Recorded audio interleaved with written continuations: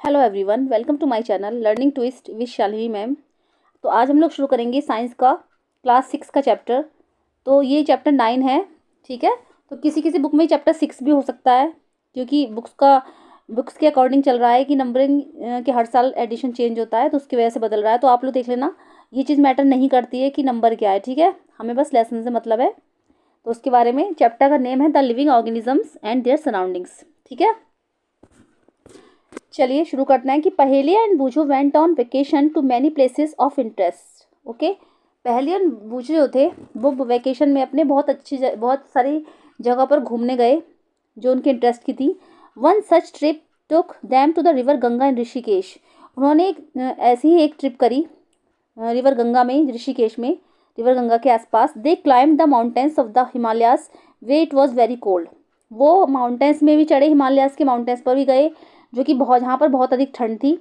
They saw many kinds of trees on this mountains. उन्होंने वहाँ पर बहुत सारे ट्रीज भी देखे, जैसे कि ओक्स हो गया, पाइन्स हो गया, देवदार हो गया, इस तरीके के। Very different from the ones near their homes on the plains, ठीक है। वो बहुत ज़्यादा डिफरेंट थे जो कि उनके घर के जो ट्रीज लगे होते हैं, घर के आसपास होते हैं नियर बाई, तो उन वाले ट्रीज से वहाँ के जो ट्रीज थे बहुत ज़्यादा डिफरेंट थे। Okay, in yet another trip, फिर एक दूसरी ट्रिप करी उन्होंने। They travel to Rajasthan and move on camels through the hot desert. उसके बाद वो एक ट्रिप पर गए, राजस्थान गए हॉट डेजर्ट में, जहाँ पे उन्होंने कैमल देखा। और they collected different kinds of cactus plants from this trip. और इस ट्रिप से वो बहुत सारे जो अलग अलग तरीके के cactus plant. Okay, finally they went on a trip to Puri and visited the sea beach. उसके बाद फिर वो फाइनली एक ऐसी ट्रिप पर गए पुरी में जहाँ पर सी बीच था। सी बीच पर गए, डॉटेड विथ कैजोरिया ट्रीज, जो कि कैजोरिना ट्रीज थे वहाँ पर, उससे डॉटेड था। डॉटेड का मतलब जैसे होगा छितरा हुआ था सार, मतलब उसमें सी बीच पर चारों तरफ यही वाले प्लांट थे, ट्रीज थे। While recollecting all the fun that they had on these trips a thought struck them, ठीक है। उन्होंने ये सारे जो प्लांट्स थे वहाँ से भी रिकलेक्ट करे, जो जो चीज़ें उन्हें लगा उन्होंने उसको रिकलेक्ट करी इस ट्रिप से। और वो सोचते रहे कि all these places are were so different from one another. Some were cold, some very hot and dry, and some places so humid.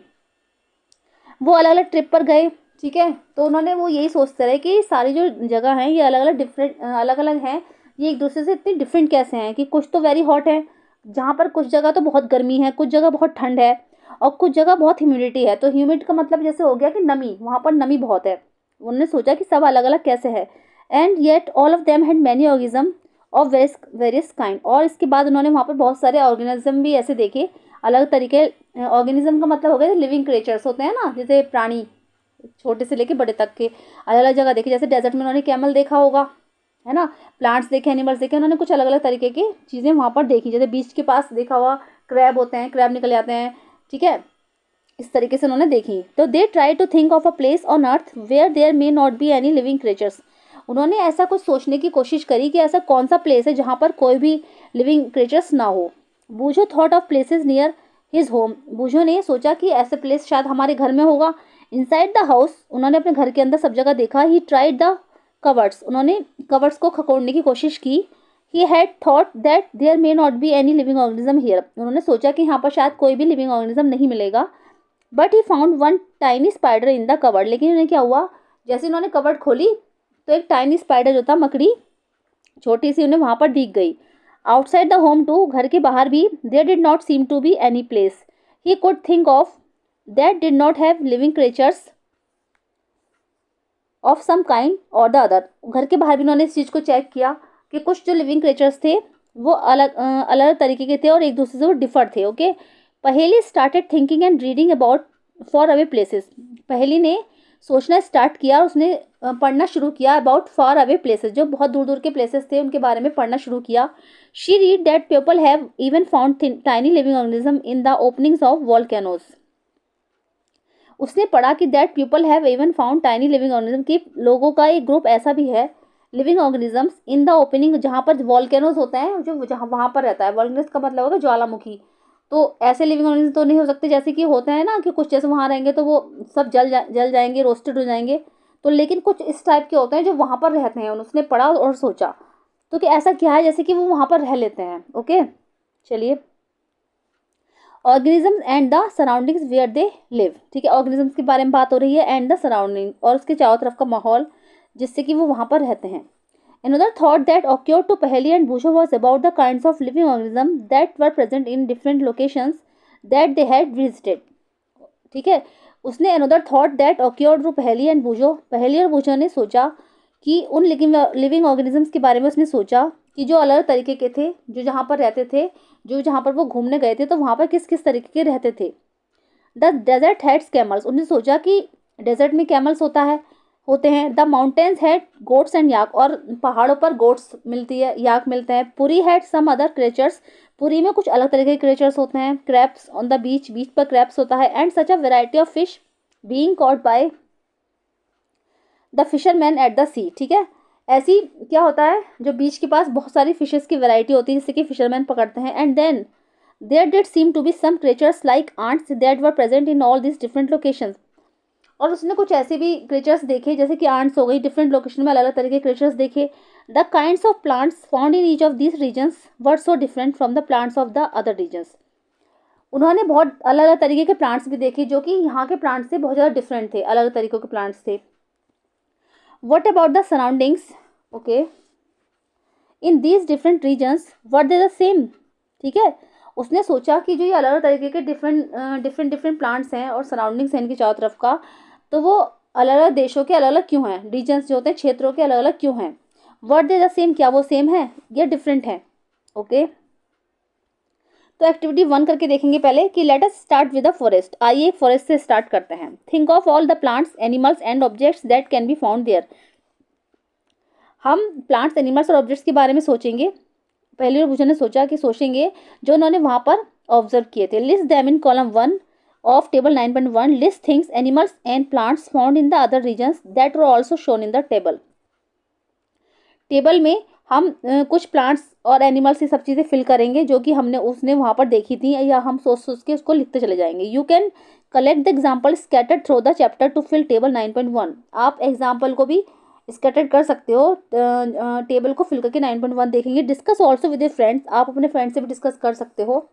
Parents and teachers to find more example to fill the tables, ठीक है, इस काम के लिए आप अपने parents की या टीचर्स की भी हेल्प ले सकते हो, अपने फ्रेंड्स की हेल्प ले सकते हो और टेबल्स को फिल कर सकते हो. You can also consult many interesting books in libraries that talk of animals, plants and minerals of different regions. आप लाइब्रेरी से बुक लेकर, ठीक है, एनिमल्स, प्लांट्स और मिनरल्स की एक अच्छी सी डिटेल तैयार करके उसको भी टेबल में फिल कर सकते हो. Okay, try and include many plants, animals and objects big and small in each of the columns in this table. आप इस टेबल में प्लांट्स और एनिमल्स या फिर कोई ऐसे ऑब्जेक्ट्स जैसे कि छोटे या बड़े किसी की भी इस टेबल में लिस्ट बना सकते हो. What kind of objects will be find that may not B animals और प्लांट्स, ठीक है, किस तरीके के ऑब्जेक्ट्स हैं जो कि प्लांट्स और एनिमल्स नहीं हैं. Perhaps parts of the plants like dry leaves, शायद कुछ प्लांट्स के पार्ट्स ऐसे होंगे जैसे कि आपको ड्राई लीव्स मिल जाएं, या फिर और parts of the animals like bones, या एनिमल्स के कुछ पार्ट्स आपको मिल जाए जैसे कि लाइक बोन्स मिल जाए. We may also find different kinds of soils and pebbles, हो सकता है हमें डिफरेंट अलग अलग तरीके की मिट्टी मिल जाए या फिर पेबल्स मिल जाए जैसे कंकड़ियाँ मिल जाएं. Water in the oceans may have salts dissolve in it as discussed in chapter 5. There could be many more objects, ठीक है. वाटर इन द ओशंस, जैसे कि ओशंस का पानी होता है, मे है उसमें सॉल्ट होते हैं तो सॉल्टी वाटर होता है. Dissolve it in it as discuss, जो कि हमने चैप्टर 5 में डिस्कस किया था. There could be many more objects, क्योंकि उसमें बहुत सारे ऑब्जेक्ट्स होते हैं. As we go through the chapter keep adding more examples to table 9.1. अगर हम उस चैप्टर में जाएँ दोबारा तो बहुत सारे ऐसे एग्जाम्पल्स हमें मिल जाएंगे जिससे कि हम टेबल 9.1 में फिल कर सकते हैं. ओके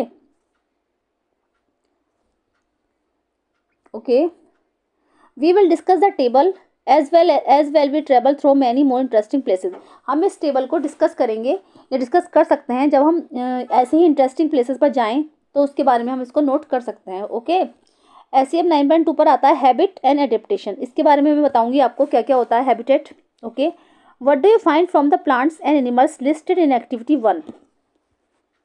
आपने एक्टिविटी 1 में प्लांट्स एनिमल्स की लिस्टेड में क्या क्या पाया. Did you find a large variety in them, क्या आपको इसमें लार्ज वैरायटी मिली. Look at what you have entered in the column for the desert and the column for the sea in table 9.1.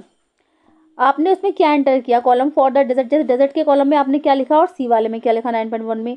Did you list very different kind of organism in these two columns? क्या आपने इन दो column है इसमें कुछ different अलग अलग तरीके के ऑर्गेनिज्म की लिस्ट बनाई है? What are the surroundings like in these two regions? इन जो दो रीजन्स हैं इनमें अलग अलग सराउंडिंग्स में क्या डिफरेंट है? In the sea plants and animals are surrounded by salty water saline. Okay, समुद्र में क्या होता है, प्लांट्स और एनिमल्स जो होते हैं वो सॉल्टी वाटर में किससे चारों तरफ से घिरे रहते हैं। तो समुद्र का पानी खारा होता है। Most of them use the air dissolve in water. उसमें से कुछ जो होते हैं वो ऐसी एयर को यूज़ करते हैं जो कि पानी में डिजॉल्व हो जाती है।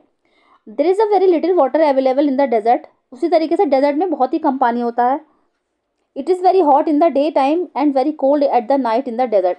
क्योंकि डे टाइम में वहाँ पर बहुत ज़्यादा हॉट होता है और जो नाइट में डेजर्ट बहुत ज़्यादा ठंडे होते हैं। The animals and the plants of the desert live on the desert soil and breathe air from the surroundings. Desert के एनिमल्स और जो प्लांट्स होते हैं वो डेजर्ट में रहते हैं, जो वहाँ की मिट्टी होती है, and breathe air from the surroundings. तो जो नमी से वो रेत थोड़ी सी रात में भीग जाती है, तो एंड ब्रीथ एयर, तो वो हवा से वो सांस लेते हैं, उसकी चारों तरफ से जो मिलती है उसकी चारों तरफ वो रहते हैं उस तरीके से ही।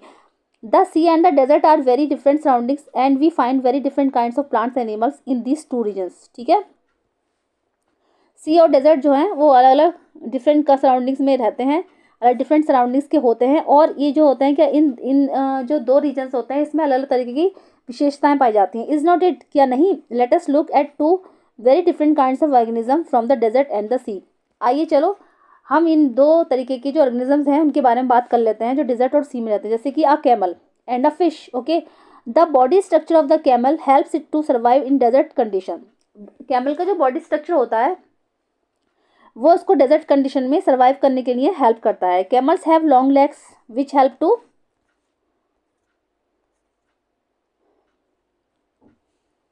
Keep their bodies away from the heat of the sand. ठीक है, जो उसकी लेग्स होती हैं उसकी जो बॉडी को away from the heat of the sand, ठीक है, उसकी जो गर्मी से वो सैंड से जो उसको हीट निकलती है उससे बचाती है। They excrete small amount of urine जो वो क्या करता है, बहुत ही स्मॉल अमाउंट में यूरिन का एक्सक्रेशन करता है। Their dung is dry and they do not sweat.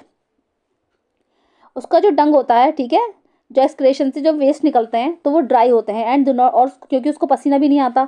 Since camels lose very little water from their bodies, इसलिए जो होता है कैमल्स जो होता है बहुत ही कम पानी अपनी बॉडी से निकालता है। They can live for many days without water, वो पानी के बिना भी कई कई दिनों तक वहाँ पर रह सकता है। ठीक है, let us look at different kinds of fish. आइए फिश के बारे में बात कर लेते हैं। Some of these are shown in figure 9.3। There are so many kinds of fish.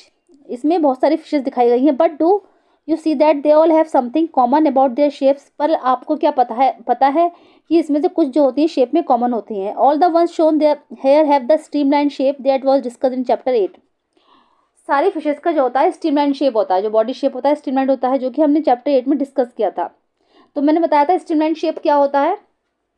Streamline shape में होता है कि इसे उसका टेल का हिस्सा, उसके हेड का हिस्सा तो पतला होगा फिश का, और बीच से वो चौड़ी होती है, तो इसको हम बोलेंगे स्ट्रीमलाइन शेप बोलते हैं इसको।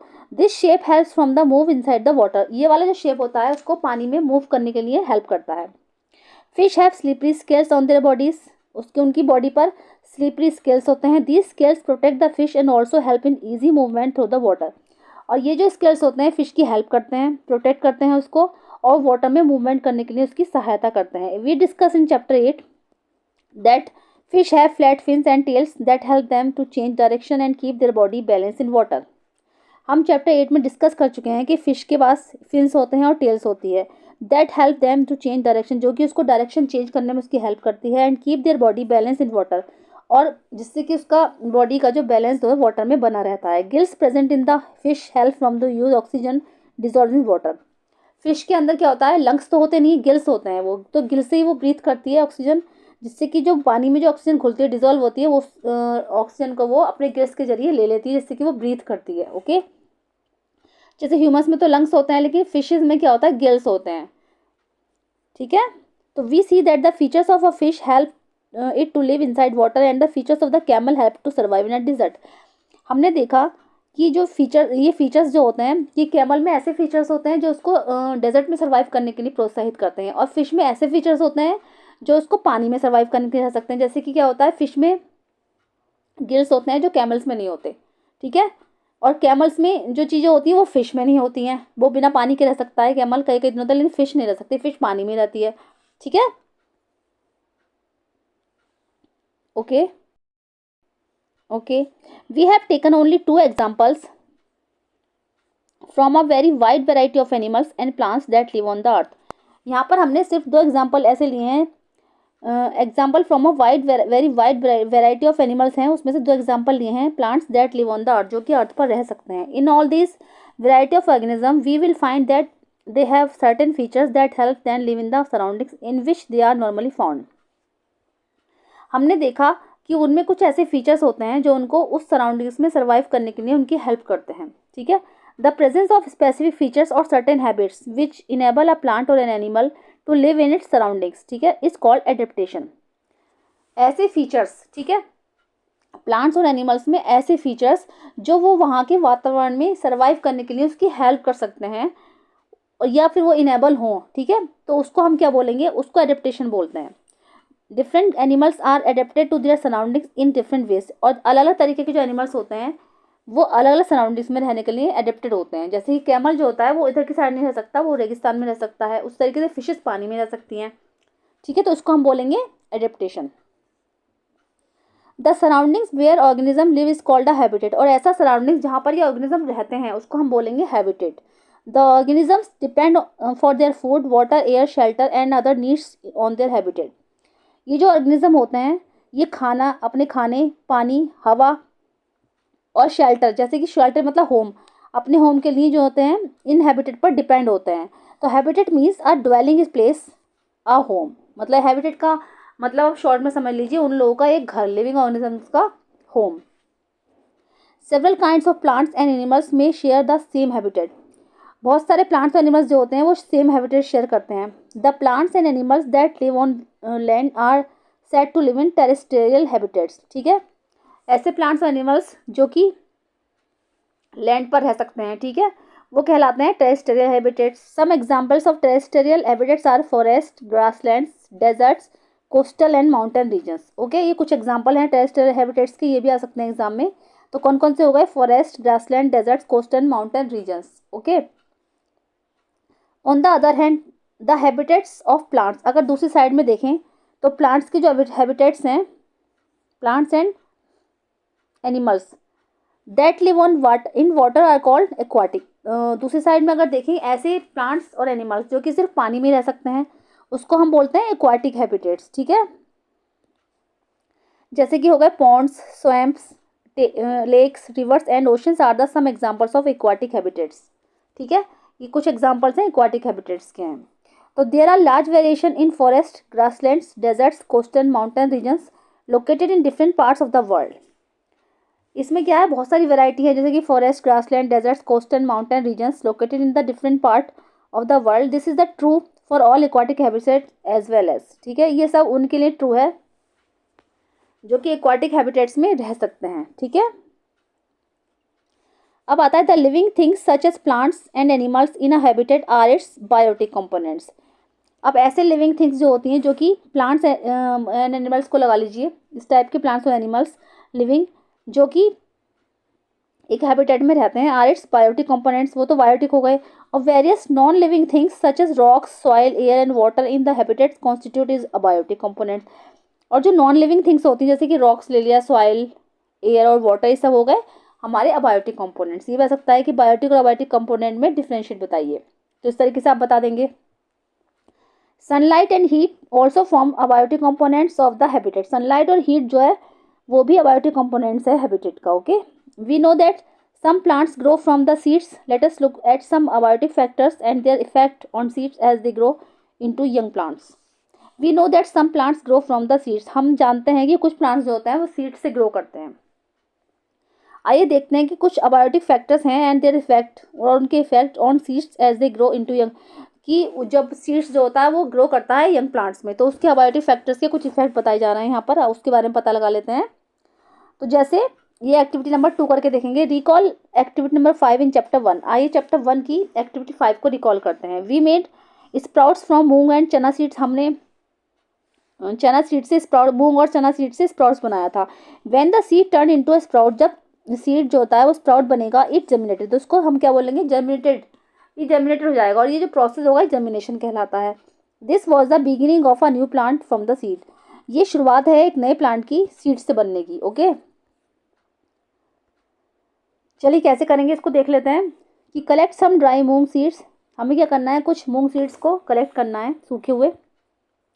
Keep a small heap of seeds aside and soak the rest in water for a day, हमें स्मॉल ही एक छोटा सा ढेर जो है उसका उन बीजों उनका सीड्स का रख लेना है, सोक कर लेना है और उसको एक दिन के लिए उसको छोड़ देना है। Divide the soaked seeds into 4 parts, अब इन भीगे हुए सीड्स को हमें 4 पार्ट्स में डिवाइड कर देना है। Keep 1 part completely submerge in water for 3 से 4 दिन।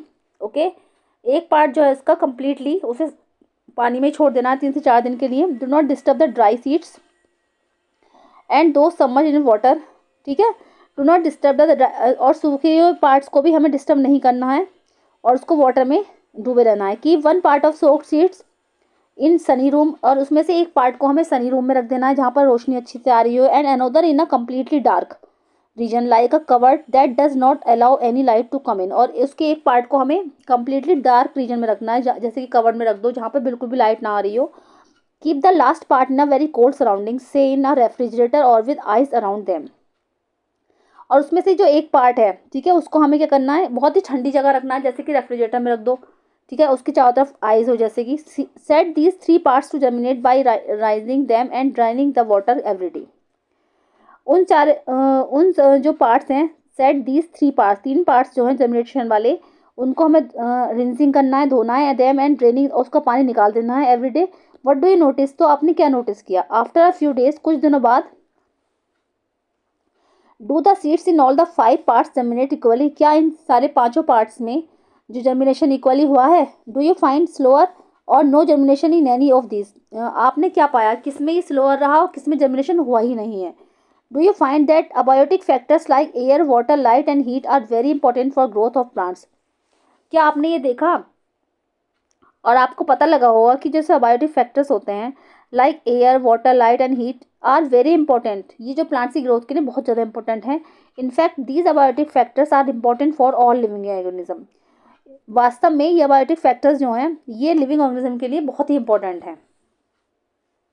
We find that organism exist in very cold as well as very hot climates and surroundings, is not it, हमने देखा कि ऑर्गेनिजम्स जो होते हैं बहुत ही, या तो फिर बहुत ही ठंडे में रहेंगे वो, as well as very hot, या फिर बहुत ही गर्म में रहते हैं। इज नॉट, क्या ऐसा नहीं है, how do they manage to survive, ठीक है, वो मतलब कैसे मैनेज करते हैं सर्वाइव करने के लिए, जैसे कुछ तो बहुत ठंडे में रहते हैं और कुछ बहुत गर्म में रहते हैं, तो वो सर्वाइव कैसे करते हैं। That is where adaptation comes in, क्या ये सब एडेप्शन से होता है। तो adaptation does not take place in a short time, adaptation जो होता है वो शॉर्ट टाइम में नहीं होता, उसके लिए लंबा समय लगता है। Over 1000 of years the abiotic factors of the region change, 1000 years के बाद अबायोटिक फैक्टर्स जो की वजह से रीजन चेंज होता है। Those animals which can not adapt to this changes die out and only the adapted ones survive, इनमें से जो ऐसे एनिमल्स होते हैं जो कैन नॉट, जो कि क्या होता है, जैसे कि वहाँ के उसमें ऐसे फीचर्स नहीं होते जो वहाँ के वातावरण को एडजस्ट कर पाएँ, ठीक है, तो वो मतलब एडेप्ट नहीं हो पाते हैं, तो उसकी वजह से क्या होता है, तो वो डाई हो जाएंगे, मर जाएंगे। एंड ओनली दैट, और जो एडेप्ट कर पाएगा सिर्फ वही सर्वाइव करेगा। Okay, animals adapt to different abiotic factors in different ways, animals different ways में इन अबायोटिक फैक्टर्स को अडेप्ट करते हैं। The result is variety of organism present in different habitats, इसका रिजल्ट यही होता है कि अलग अलग जगह पे अलग तरीके के डिफरेंट क्रिएचर्स मिलते हैं, डिफरेंट प्लांट्स मिलते हैं, जिससे कि वो वहाँ पर वहाँ के वातावरण के हिसाब से ढल जाते हैं, उसे हम एडेप्टेशन बोलते हैं। Let us look at some habitats, आइए कुछ हैबिटेट्स के बारे में जानकारी ले लेते हैं। The abiotic factors of this and the adaptation of animals do these habitats, ठीक है, कुछ ऐसे अबायोटिक फैक्टर्स के बारे में एंड और उसके जो एनिमल्स हैं उनके एडेप्टेशन और उनके हैबिटेट्स के बारे में जानकारी लेते हैं। ओके, चलिए इसका एक टॉपिक के ऊपर छूट गया है, ये देख लेते हैं क्या है।